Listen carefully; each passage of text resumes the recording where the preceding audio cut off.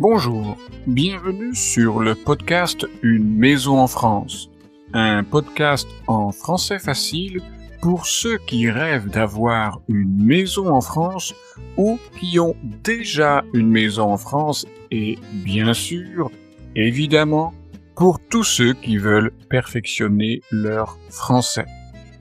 Je suis Jérôme, je suis professeur de français langue étrangère et j'écris aussi des livres pour vous si vous apprenez le français. Chaque semaine, je lis un chapitre, ils sont tout petits, du roman en français facile, Les surprises du premier été. Puis, je vous explique le français utilisé dans le texte.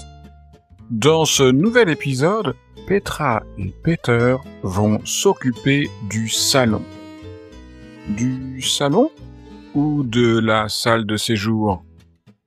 Dans la partie explication, je parlerai de ces deux mots et je parlerai aussi de l'expression « ça marche ». Mais sans plus attendre, poursuivons l'histoire.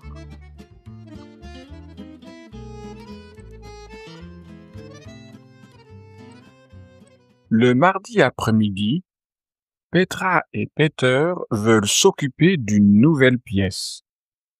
C'est le tour du grand nettoyage du salon. Dans le salon, il y a seulement un fauteuil.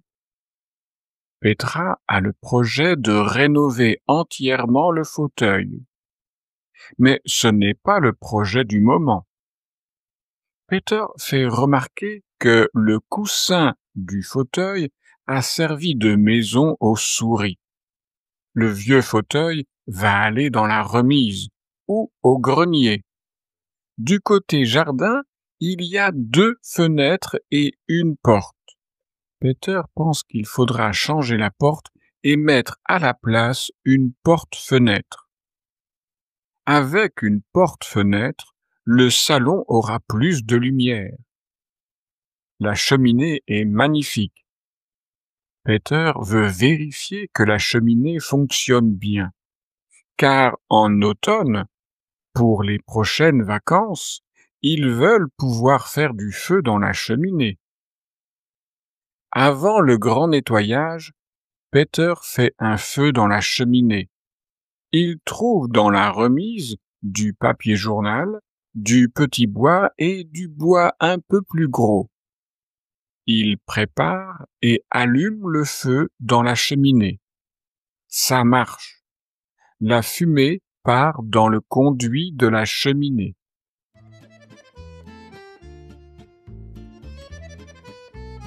Et vous, comment avez-vous organisé votre salon?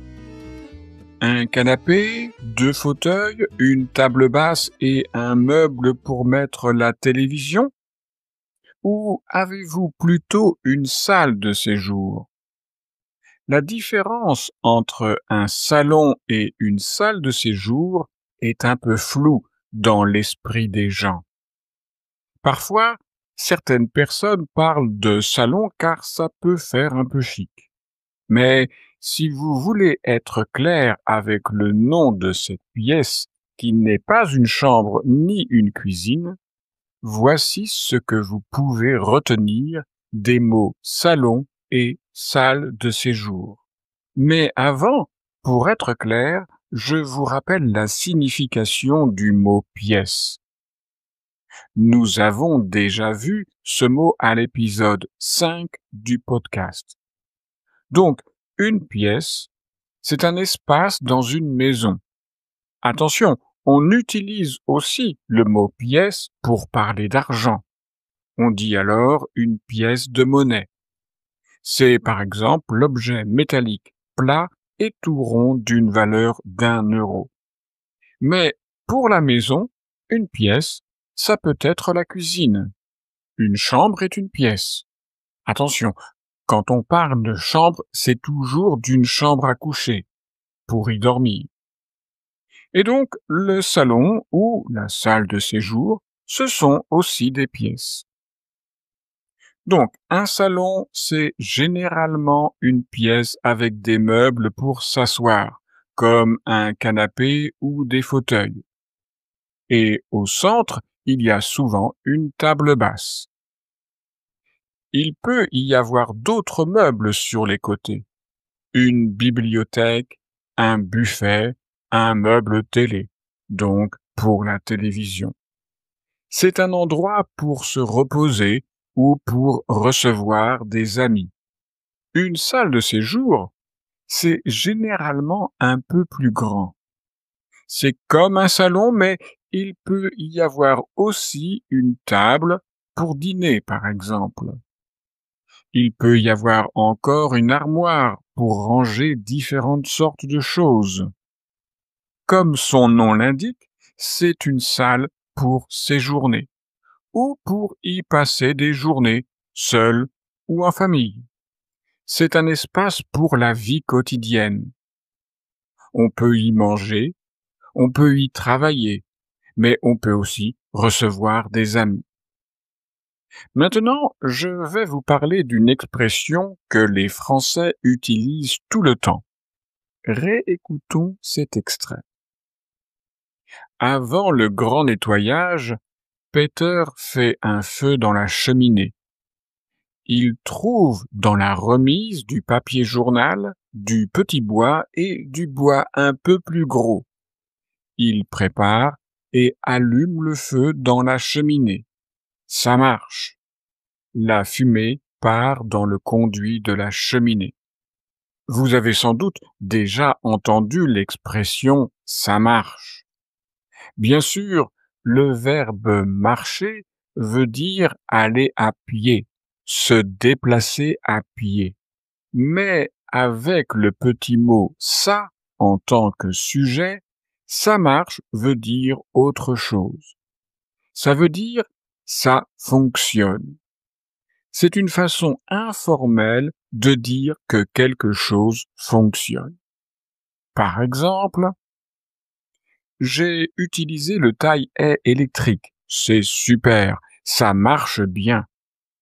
Donc, vous voulez dire que le taille-haie électrique fonctionne bien. Vous pouvez utiliser cette expression dans une question.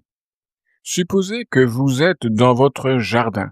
Vous êtes occupé avec des outils à essayer de réparer votre tondeuse à gazon. Votre voisin vous voit, il peut vous demander « Ça marche ?» Mais malgré vos efforts, la tondeuse à gazon ne fonctionne pas. Alors, vous pouvez répondre négativement et dire « Non, ça ne marche pas ». Vous pouvez même dire en français très familier « Non, ça marche pas », sans utiliser le ne de la négation classique. Vous pouvez parfois utiliser un autre sujet pour le verbe marcher. Vous utilisez par exemple le nom de l'objet, le nom de la machine qui fonctionne, et dire, par exemple, si votre tondeuse à gazon fonctionne très bien, que vous êtes content du résultat quand vous utilisez la tondeuse à gazon, de dire donc, la tondeuse marche bien. Ma tondeuse marche vraiment très bien. Et là, vous venez de dire que vous êtes très satisfait de l'utilisation de votre tondeuse à gazon et du résultat obtenu après avoir utilisé votre tondeuse. Cette tondeuse est très efficace. Elle tond bien l'herbe de mon jardin. Si vous n'êtes pas d'humeur positive pendant une journée, parce que tout ce que vous faites ne fonctionne pas, si tout ce que vous entreprenez ne réussit pas, alors vous pouvez dire « Ah, aujourd'hui, rien ne marche ». Et alors, vous avez le sentiment que tout va mal, que rien ne se passe comme vous le voulez, que rien ne fonctionne comme il faut. L'expression « ça marche » peut être aussi utilisée dans un tout autre sens, non plus avec le sens de « ça fonctionne », mais pour exprimer une approbation, pour dire que vous êtes d'accord. Vous êtes à la terrasse d'un café Le serveur vient prendre la commande, vous voulez une bière pression. Pour vous dire qu'il a bien compris la commande, le serveur pourra vous dire « Un demi, ça marche ». Le serveur dit tout simplement « Pas de problème, c'est entendu ». À l'inverse, vous pouvez utiliser « ça marche » dans une question pour demander si une proposition convient à votre interlocuteur. On se voit après le déjeuner, vers 2 heures, ça marche? Ici, vous voulez avoir la confirmation que le rendez-vous après le déjeuner convient à votre interlocuteur. Et votre interlocuteur pourra tout simplement répondre, pour donner son accord, 2 heures, ça marche. Voilà pour le 25e épisode de ce podcast. Dans le prochain épisode, Petra et Peter vont poursuivre le grand nettoyage du salon. Mais si vous ne pouvez pas attendre la semaine prochaine pour la suite des surprises du premier été, vous pouvez aussi acheter le livre papier ou l'e-book sur Amazon. Et si vous avez déjà dans votre bibliothèque les surprises du premier été, savez-vous qu'il y a aussi une suite à cette histoire? Cette suite s'appelle Les émotions d'un automne turbulent. C'est la suite des aventures de Petra et Peter dans leur maison en France, mais cette fois-ci, ça se passe en automne. Le livre papier et l'e-book sont disponibles sur Amazon. Soyez curieux, allez voir mes autres livres et dites-moi ce que vous en pensez.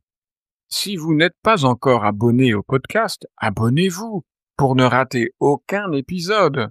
N'hésitez pas à évaluer cet épisode avec 5 étoiles ou alors tout simplement écrivez un commentaire sympathique si votre plateforme d'écoute le permet. Ce serait vraiment très chouette. Et rappelez-vous, avoir une maison en France, c'est bien, mais parler français à ses voisins ou aux gens du village, c'est quand même mieux. Et si pour vous apprendre tout seul le français, ça ne marche pas, je vous conseille d'essayer quelque chose qui marche. Un professeur de français en ligne. C'est pratique. Pas besoin de faire des kilomètres en voiture pour aller dans une grande ville. Avec un ordinateur ou une connexion Internet qui marche, vous avez, chez vous, vos leçons de français. Alors, contactez-moi, car si vous voulez perfectionner votre français, je peux vous aider avec mes leçons en ligne. Pour en savoir plus, vous trouverez mon adresse email et mon site internet dans la description de cet épisode. Au revoir!